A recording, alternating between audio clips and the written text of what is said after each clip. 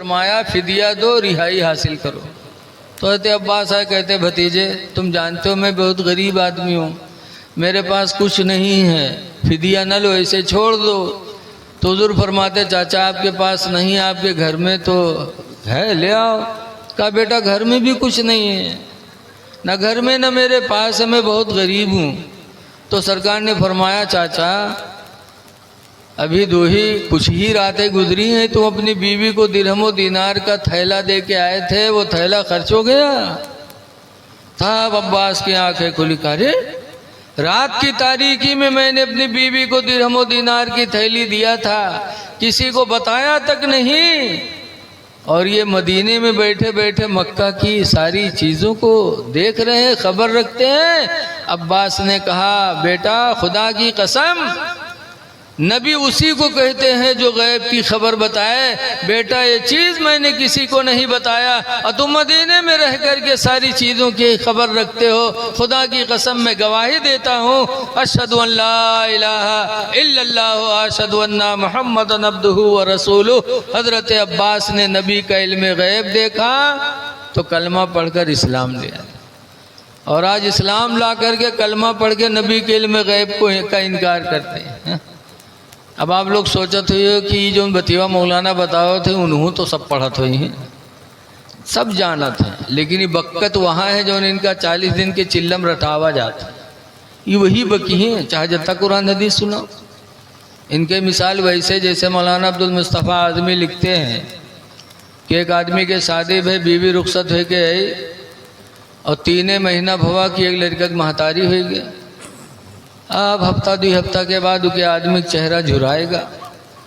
तो औरतिया एक दिन कहा थे अरे जिके घरे लड़का पैदा होते हैं उनका चेहरा चटक लागत है, और हमारे यहाँ जो दिन से लड़का हुआ है तो चेहरा मुरझाते जाते, कहा बात है रे?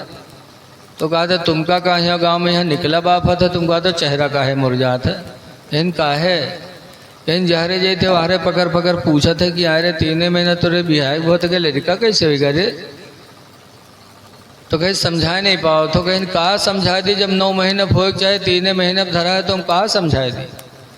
तो औरतिया कहे तुम हो गधा, ये बताओ कि तुमरे बिहाय कत्ते दिन भवा? तो कहे 3 महीना। कहे सो हमरे बिहाय?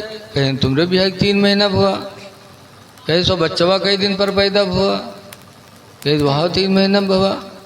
वह औरतिया पढ़ाई इस पहाड़ा घर में, कहे सारे 3 महीना तुरे बिहाय हुआ, 3 महीना हमरे बिहाय हुआ, 3 महीना लड़का हुआ, सब 9 महीना नहीं हुई रे, 9 महीना तो पैदा हुआ तब उके समझ में आवा। कहीं हाँ यार ये तो 9 महीना हुआ है। अब कोनो सार बोल दे तो के खैरियत नहीं, मेहरुआ सिखाए दी इस घर में। अब जब सवेरे फिर गांव में यहाँ निकला तो कोनो पकड़ के खींचिस करता है, इधर आ इधर ही कस के रे तेरे 3 महीने बिहाई भुआ लड़का कैसे होगा रे तेरे घरे? तो कहते कहाँ 3 महीने भुआ हो, 9 महीना तो भवा है। 3 महीने हमरे बिहा होगा, 3 महीना मेहरुआ बिहा होगा, 3 महीने लड़का वो सब 9 महीना नहीं होगे। पूरा गाँव एक लंग वो अकेले एक लंग वो है बक्का जो मेहरुआ रटाए दी। यही हाल है इनका, 40 दिन चिल्लम ले जाकर ऐसा रटाए देते हैं। चाहे जत्ता सहाबा की दास्तान सुनाओ, चाहे जत्ता कुरान की आयत सुनाओ, लेकिन इनके पल्ले पड़ने वाला नहीं।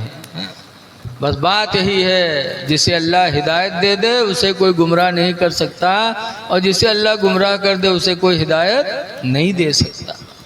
लिहाजा लोगों डरो अल्लाह से डरो, जैसा कि उससे डरने का हक हासिल है, और डरोगे तो इंशाअल्लाह ताला दुनिया हमारी तुम्हारी कामयाब हो जाएगी। देखिए टाइम शायद ज़्यादा हो रहा है, 1 घंटा हो गया लगभग शायद। अल्लाह से डरो, और डरोगे तो हो सकता है अल्लाह ताला हमारा तुम्हारा बेड़ा पार कर दे। जैसे कि हारून बादशाह एक दिन अपनी बीवी जुबैदा के साथ लेटे हुए थे, और बात बड़ी लंबी पूरी बात नहीं बताऊंगा। तो हज़रत हारून रशीद उठे और अपनी बीवी जुबैदा को जगाने लगे, जुबैदा जुबैदा। तो जुबैदा ने कहा हट जा जहन्नम में। अब हारून को गुस्सा है, कहा अगर जहन्नमी हो तो तुझे तलाक है तलाक है तलाक। अब जुबैदा ने माफ़ी मांगा, कहा हुजूर मैं बेहोश थी, होश में न थी, नींद में थी, माफ़ कर दो मेरी गलती, ऐसी गलती कभी करती नहीं थी।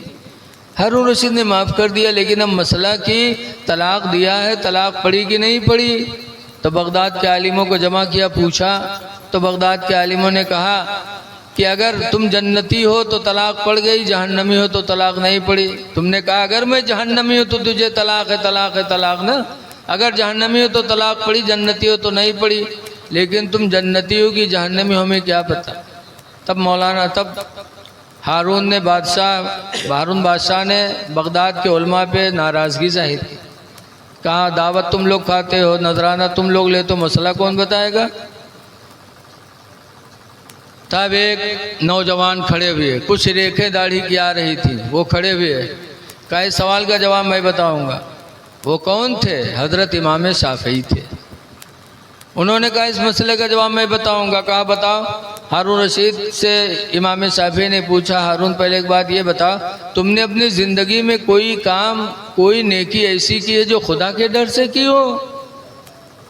तो इस मसले का जवाब मैं बताऊं। थोड़ी देर सोचा, कहा हाँ, एक नेकी मैंने सिर्फ खुदा के डर से की है। कहा क्या? हारून रशीद कहते हैं मैं बादशाह हूँ, मेरे शाही महल में एक जवान लड़की मुसीबत की मारी आई फरियाद लेकर, लेकिन उसकी जवानी, उसकी खूबसूरती देखकर मेरे दिल के इरादे गंदे हो गए और शाही महल में मैं ज़िना की नीयत से उसकी तरफ बढ़ा। तब उस लड़की ने कहा था हारून बादशाह, आज तुम बादशाह हो, पुलिस और फोर्स तुम्हारे कब्ज़े में, किसी का तुम्हें डर नहीं है, तुम आज हाकिम हो, बादशाह हो। लेकिन हारून उस दिन को याद करो जिस दिन हम तुम सबसे बड़े हाकिमुल हाकिमीन की बारगाह में हाजिरी देंगे। जो हमारा तुम्हारा हाकिम है उस खुदा को क्या जवाब दोगे? और हारून ये बंद शाही महल है, इसके अंदर कोई देख नहीं रहा है, लेकिन मेरा परवरदिगार देख रहा है। हारून कहते मेरे दिल पर खौफ खुदा तारी हुआ और मैं दूर रहा। उस दिन जो मैंने अपने आप को ज़िना से बचाया, सिर्फ खौफ खुदा से बचाया। तब इमाम शाफ़ी ने कहा था, अब सुनो, कुरान से अपना जवाब सुनो। अल्लाह फरमाता फ़अम्मा मन ख़ाफ़ मक़ाम रब्बिही, लेकिन वो बंदा जो अपने रब की हुजूर में हाजिरी से डरा, व नहन नफ्स अनिल हवा, और अपने नफ्स को ख्वाहिशात यानी ज़िना से रोक लिया, फ़इन्नल जन्नत हियल मावा, पस बेशक उसका ठिकाना जन्नत है। ऐ हारून, कुरान कहता है तुम्हारा ठिकाना जन्नत है, तुम जन्नती हो। तुम्हारी तलाक़ ज़ुबैदा पर नहीं पड़ी, ज़ुबैदा तुम्हारी बीवी है, तुम उसके शौहर। ऐ लोगों, पता चला कि सबसे बड़ी दौलत है खौफ खुदा की। अल्लाह से डरो, हर हाल में अकीदा रखो कि अल्लाह हमको देख रहा है। आगे अल्लाह फरमाता वाला तमूतुन्ना इल्ला व अंतुम मुस्लिमून, हरगिज़ हरगिज़ तुम न मरो मगर मुसलमान बन के मरो। मुसलमानों, मुसलमान की पहचान है चेहरे पे दाढ़ी रखना। दाढ़ी रख लो। 1,24,000 या 2,24,000 नबी दुनिया में आए, लेकिन किसी नबी ने दाढ़ी नहीं बनवाई। हुजूर के सहाबी जितने थे, हज्जतुल विदा में तकरीबन 1,40,000 सहाबा नबी के साथ हज में थे, लेकिन किसी नबी ने दाढ़ी नहीं बनवाई, न सहाबा ने बनवाई, न नबियों ने बनवाई। और उन्हीं का रास्ता चलने में हमारी तुम्हारी कामयाबी होगी। लिहाजा चेहरे पे दाढ़ी रख लो, मुसलमान बन के जी लो, ताकि दुनिया से जाओ तो दो देखने वाला देखे तो समझे कि आज दुनिया से एक मुसलमान जा रहा है। दाढ़ी कब्र में रोशनी का सहारा है। जिसके चेहरे पे दाढ़ी होगी उसकी कब्र में अल्लाह नूर अता फरमाएगा। दाढ़ी रखा लो। लेकिन आज हम लोग कब्र से तो डरते नहीं हैं, इतने ढीठ हम लोगों के दिल हो गए। एक बुढ़वा रहा है, बीमार भवा मर तो के लड़का होगा घेरे बैठे, अब्बा ही बात अब्बा वो बात, तो अत्ते में बुढ़वा कहते भैया रे अभी बचबई ना, लागत है मर जीबे। तो लड़का कहीं तब अब्बा, तो बुढ़वा कहते जब हम मर जेबे ना तो हमरे कफन में यहाँ पुरान कपड़ा लगाए, नवा ना लगाए। लड़के कहने अब्बा यूँ कहाँ हो सकत है कि तुमका पढ़ाई लिखाई बड़ा की हो, शादी की हो, घर गुरिया बनवाए, मर जी हम लोग पुरान कपड़ा कफन में लगेबे। गाँव वाले कहा गए हैं अब्बा? तो बुढ़वा कहते गाँव वाले चक्कर में पड़ के सारे हमको फंसाए दे रे। कहीं काहे अब्बा? तो बुढ़वा कहते रे पुरान कपड़ा में लपेट के कब्र में रखे ताकि जब फरिश्ते सवाल करे यहीं देखिए कफन पुरान, तो कहे ये तो बहुत पहले मर चुका है, कहीं हिसाब होगा वही छोड़ो, छोड़ छाड़ चले जाइए और नवा कफन में लपेट के रखिए, जुड़ते जुड़ जाइए कि नहीं जुटी हैं रे? बताओ ऐसे ऐसे बुढ़वा है कि जिंदगी भर तो दलाली करबे कि मरे के बाद कब्रों में सोचते हैं 420 करते हैं, लेकिन वहाँ मुराही नहीं चलेगी, बड़ी कठिन जगह है।